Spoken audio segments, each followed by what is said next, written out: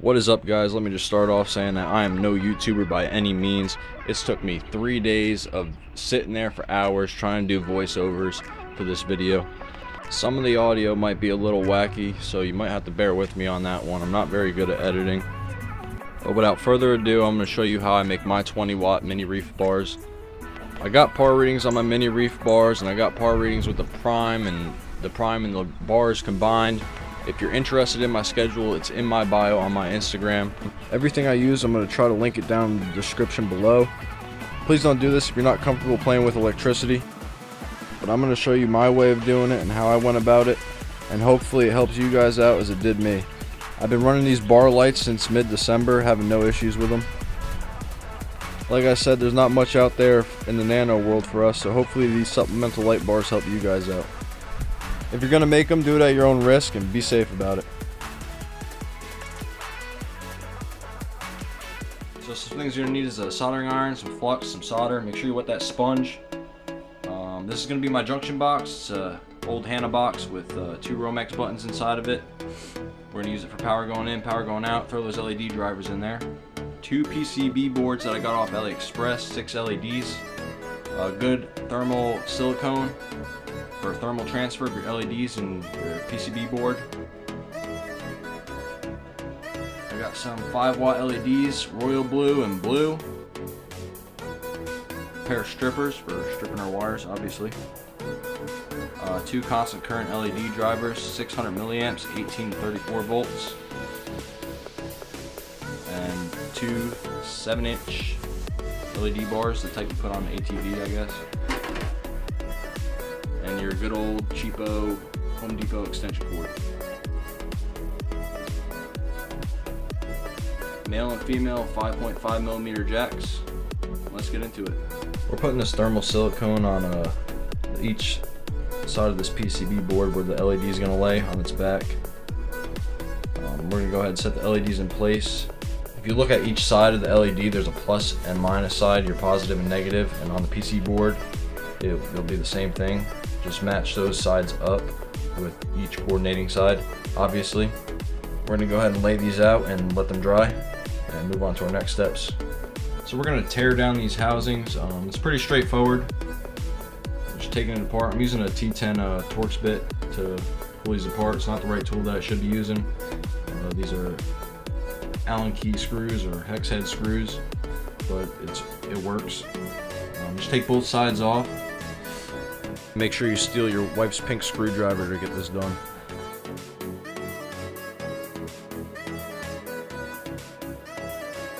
Taking out the lens.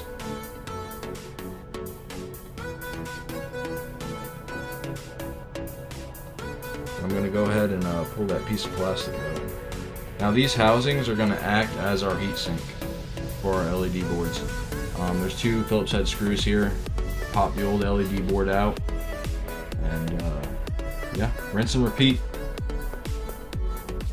Straightforward, nothing to it. Alright, so we're going to take the ends with the wire in them. We're going to go ahead and pull those out. We don't need those anymore. We're going to be putting our ends in there. The 5.5mm jacks. Whichever you decide to use. I'm going to use the male ends on mine. You can use the females if you want to, it really doesn't matter, but I'm going to use male. And we're going to go ahead and put those back in those holes and go ahead and super glue them in. Now I'm not sure what type of super glue I use. It's a JB Weld brand. It has a little light on it, you'll see here in a second.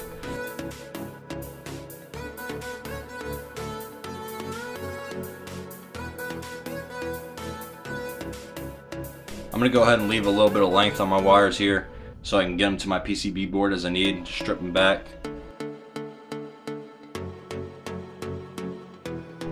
Basic soldering, basic electronics. Go ahead and tin each side of your LED on your positive and negatives.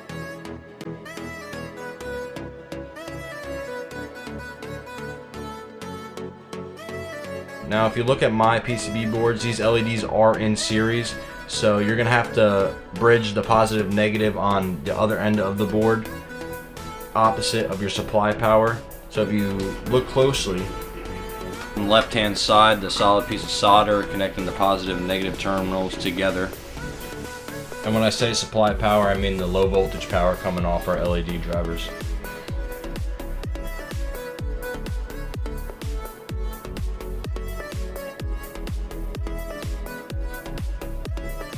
Gonna go ahead and start prepping our LED drivers and get them quickly hooked up to these boards and test them out.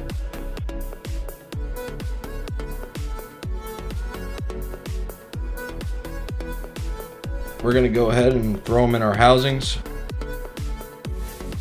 Get it center of the housing where you're gonna be placing your PCB board. Go ahead and put as much as you need to get that board in there and in place and not going anywhere.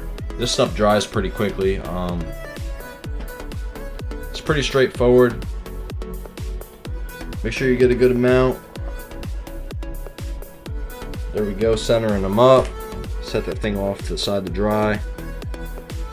Do your second one. Center it up. Go ahead and let it dry. Make sure you knock them over. I'm gonna grab this JB Weld super glue and I'm gonna go ahead and tack these boards in. Just give it a little extra strength and durability. Make sure they're not going anywhere.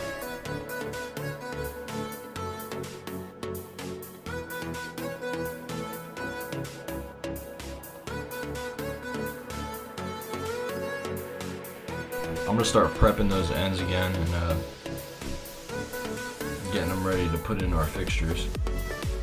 Just stripping those wires back, putting that gasket back on right there to keep moisture out of the light.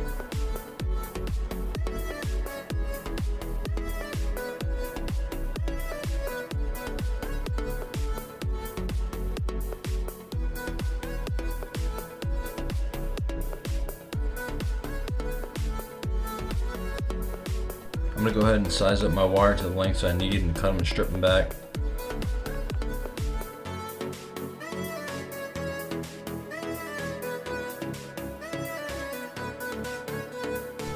And for easier attachment, I'm going to tin each side of the wire so we can get them on that PCB board. I'm using red for positive and black for negative.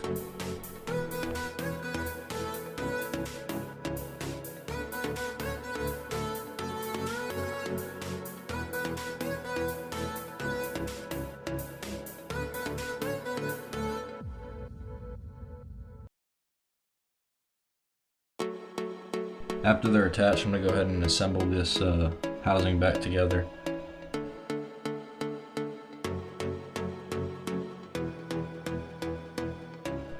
Putting that rubber gasket on the other side. The same way we took it apart is the same way we're putting it back together.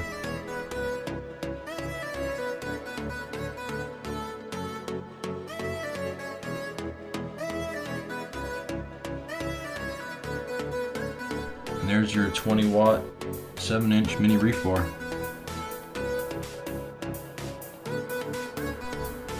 Again, I use the male ends. This is how I connect all my low voltage. I use these quick connects right here. You can get them off Amazon instead of wire nuts. It's just simple. Put positive on one side, negative on the other, and just make sure you match the other sides together.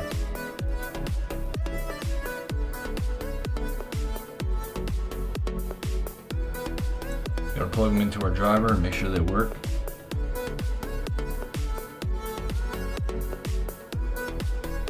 There's our fancy Hannah junction box right there.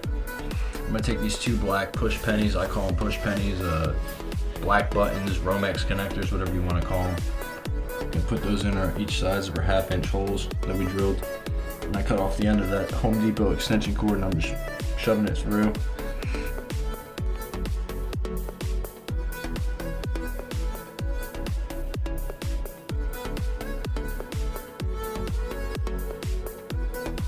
On these extension cords, your hot is going to be your solid piece with no lines on it, and then your neutral is going to be the one with the lines on it. On these drivers, your blue one is your neutral and the brown one is your hot. So I'm looking for the smooth wire, and I'm going to hook up my hots.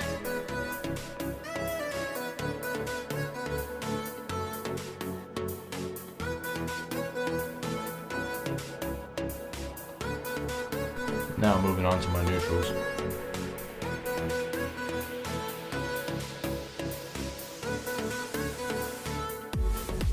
thought I figured out a way to make these dimmable, and I sat there and I troubleshooted it and I couldn't do it.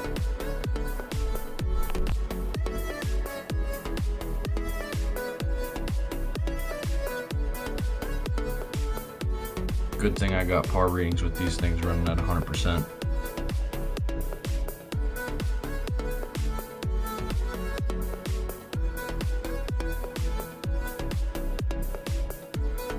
So I'm trashing that idea for now and just sticking with the old way.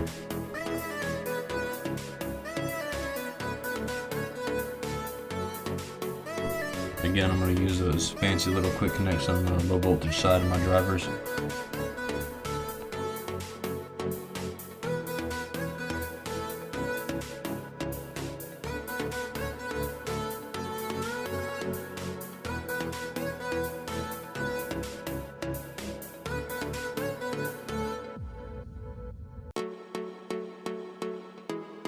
Now if you really were paying attention, you'd see that I swapped my positive and negative wires on that quick connect right there, and that's why that light's not working. It doesn't hurt the light if you hook it up wrong. Just make sure you turn off the power and positive, positive, negative, and negative.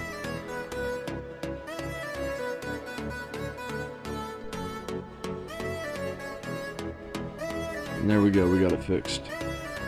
It's probably a good idea to throw some sunglasses on before looking directly into these things. To my eyes, they're really bright. But that's your 7-inch mini Reef bars, and I hope you guys enjoyed the video. Thanks for watching. I know people are going to ask, well, how'd you make your mount?